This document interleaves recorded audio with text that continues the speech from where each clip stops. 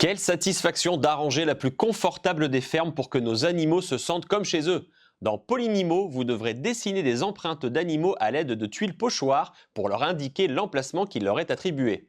Mais pas si simple de réussir à placer tout ce petit monde dans son coin préféré, que le fermier le mieux organisé gagne. Une partie de Polynimo, comment ça se passe ? Ici, j'ai mis juste pour un joueur, sachant que ça se joue effectivement en solo ou jusqu'à 4 joueurs. L'idée, c'est qu'on va tirer des cartes ici qui vont nous indiquer quel pochoir nous allons prendre pour justement dessiner dans notre ferme les différentes empreintes de pattes afin de mettre les animaux dans leurs endroits préférés, enfin en tout cas du mieux possible.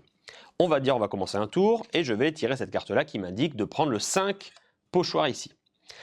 Sur ce pochoir-là, il y a les pattes de canard et les pattes de poule. On connaît dans la règle que les canards aiment bien aller dans les mares et les poules aiment bien aller au sol et si possible autour de leur poulailler. Donc par exemple, je peux regarder un peu comment on peut essayer de placer ça au mieux, sachant qu'on n'a pas le droit de faire passer le pochoir par-dessus le poulailler. Là, c'est interdit. Donc on va essayer de se mettre ici. Donc là, avec le crayon, hop, on fait le dessin ici et je fais la patte de canard ici. Voilà, donc là, première tuile. Deuxième carte, ici par exemple, c'est le 1 avec le cheval et la poule. Et ben les chevaux, eux, ils aiment bien être dans leur enclos, dans les petits carrés d'herbe, là dans les pâtures. Donc on va par exemple ici se mettre ici. Donc là, je fais une patte de poule et ici, un fer à cheval.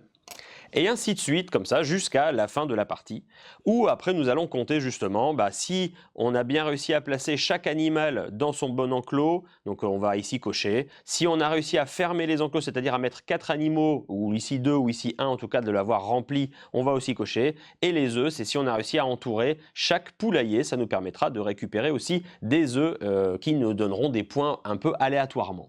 Une fois que vous maîtrisez le premier plateau que je viens de vous présenter, il y a 4 versions justement différentes qui vont apporter leur lot de contraintes, où s'il y a plusieurs animaux autour de la mangeoire, vous gagnerez plein de points. Ici, le renard est un élément bloquant supplémentaire qui ne nous permet pas de poser les pochoirs dessus, donc il va falloir tourner autour de ce fameux renard. Et ici, nous avons les graines, là au-dessus aussi, si on arrive à mettre des animaux dessus, ça permettra effectivement de scorer encore d'une manière différente. Voilà pour toutes les versions que vous pouvez connaître de Polynimo. Vous l'aurez compris, dans Polynimo, votre esprit logique et intuitif guidera petits et grands dans la recherche de l'optimisation pour placer les bons animaux aux bons endroits et ainsi remporter la victoire en scorant un maximum. À vos crayons, à bientôt.